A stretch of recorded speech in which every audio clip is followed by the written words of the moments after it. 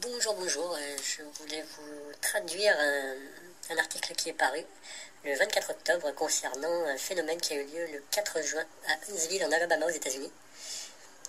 Voilà donc le titre, un mystérieux blob révélé par un radar et ce serait apparemment dû à la main de l'homme. Donc voilà, je vais vous traduire l'article, je mettrai les liens pour que vous puissiez aller le relire par la suite, récupérer les sources et les images. Donc le 4 juin, les météorologues à Huntsville, en Alabama, ont remarqué un blob sur leur écran radar qui ressemblait à un gros orage, malgré le fait que le soleil brillait et qu'il n'y avait pas une goutte de pluie à des kilomètres à la ronde. Après quelques recherches et plusieurs explications loufoques, les scientifiques ont identifié le coupable. Notre météorologue opérationnel l'a repéré sur le radar immédiatement. Il a d'abord pensé être surpris par un orage soudain qui n'était pas dans les prévisions. Matthew Avin, directeur des services de données météorologiques pour la société de technologie Baron Service, a déclaré à Live Science dans un email: peu de temps après, nous avions de nombreuses personnes autour de Huntsville et même d'autres météorologues appelant d'autres États qui nous ont contactés et envoyé des emails pour essayer de déterminer ce qui s'était passé. Et certaines théories avancées pour expliquer le blob mystérieux étaient fantastiques. Pour la théorie du complot, c'était le résultat d'un émetteur au sol top secret créant des interfaces à proximité d'un poste de service public. Voir les images.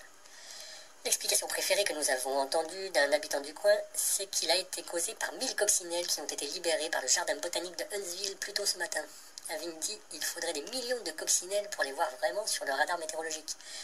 Et ça n'aurait pas le même aspect que ce que nous voyons à l'écran, a déclaré Avin, en décrivant cette histoire de blob radar à la réunion annuelle de la National Weather Association ce mois-ci à Charleston, en Caroline du Sud, donc l'association nationale sur le temps et la météorologie.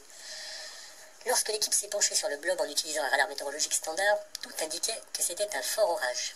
Ensuite, ils se sont tournés vers la technologie dite à double polarité développée au cours de ces dernières années par le National Weather Service. Ce radar de pointe permet aux scientifiques d'analyser dans les deux directions, horizontale et verticale, c'est de l'imagerie 3D.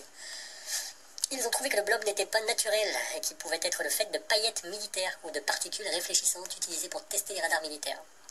Ce que nous avons pu voir à partir des données du radar dual pole ressemblait à des cas de paillettes militaires observés précédemment. Mais la principale différence était que les vents n'avaient pas amené ces choses ici, dit Avin. Les courants passaient principalement en dessous des 3300 pieds, ça fait 1000 mètres.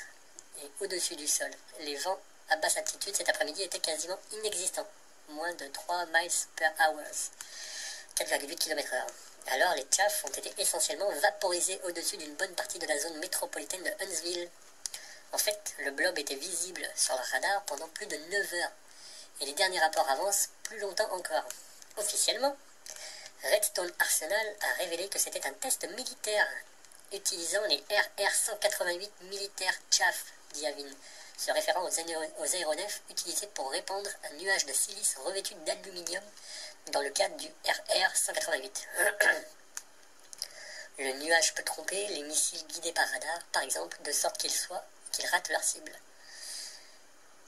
Mon but était simplement de montrer plus en détail comment le temps, ce jour-là, fut créé par les dispersions de chaff, les paillettes métalliques et autres aluminium, a déclaré Avin lors de son discours de la réunion au National Weather Association Service.